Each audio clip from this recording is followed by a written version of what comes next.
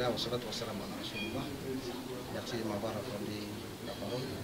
Et il s'agit de prévenir vaut mieux que guérir. Trouver les solutions pour que la paix à laquelle nous tous nous aspirons puisse durer. Après tout, les plus vulnérables, ce ne sont pas les dirigeants, c'est ceux-là qui vivent le quotidien, qui vont là où on leur semble.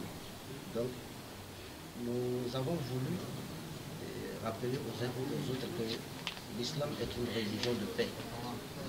Dès le début, parce que Allah même qui est la paix, il s'est donné le nom de paix, et il a créé le paradis dans lequel il n'y a plus de troubles. Dans le paradis, personne n'entendra ce qui va lui déranger, ni le cerveau, ni le cœur. Donc, pour apporter cette nouvelle, informer aux gens que la peur qu'ils ont au ventre envers l'islam, ce n'est pas normal, ce n'est pas vrai. Certes, il y a des brebis galeuses n'importe où. Il y a aussi des provocateurs de tous les côtés. Mais en connaissant la loi, ce que nous avons tout misé sur la loi, en connaissant la loi du Coran, en connaissant la loi du pays, et quand on fait l'effort de respecter ça, tout le monde peut vivre aisément là où il est, parce que quand il sait que lorsqu'il touche l'autre, la loi ne va pas le laisser, il ne fera pas.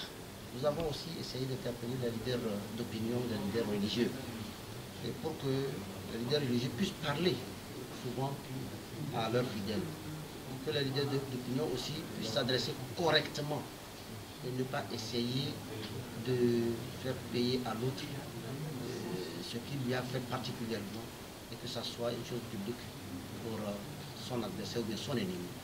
Et essayer de faire comprendre aux gens que nous sommes condamnés à vivre ensemble, parce que cette planète, elle est pour nous tous êtres humains.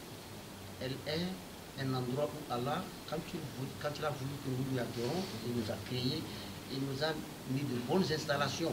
Tout ce dont nous en avons besoin, il nous a mis ça sur la terre, afin qu'il puisse réclamer un résultat attendu par sa grandeur. Donc, nous avons fait savoir aux gens que l'islam, c'est une constitution que Allah subhanahu wa ta'ala a préparée. Il a donné ça à tout le monde qui veut le respecter et aspirer à avoir le paradis le jour de la résurrection. C'est très simple ce qu'il faut faire pour bannir. D'abord, avant d'enseigner ou bien de réclamer quelque chose auprès de quelqu'un, il faut que toi-même tu sois cette personne-là. Donc nous essayons de nous comporter. Celui qui s'adresse souvent aux gens doit être un miroir. Pourquoi un miroir? Lorsque tu te laves et que tu viens devant un miroir, tu as l'intention de te rendre beau, de permettre à ce que les autres t'apprécient correctement. Mais la première personne, ou bien plutôt la première grandeur à qui tu dois te laisser impressionner, qui doit t'apprécier mieux, c'est ton créateur. Donc tu dois faire comme ceux-là que tu as, ceux-là dont tu as l'intention de leur transformer le comportement, il faut que tu leur montres que voilà comment on agit, voilà comment on fait. C'est pourquoi le prophète sallallahu alayhi wa sallam a toujours été devant tout,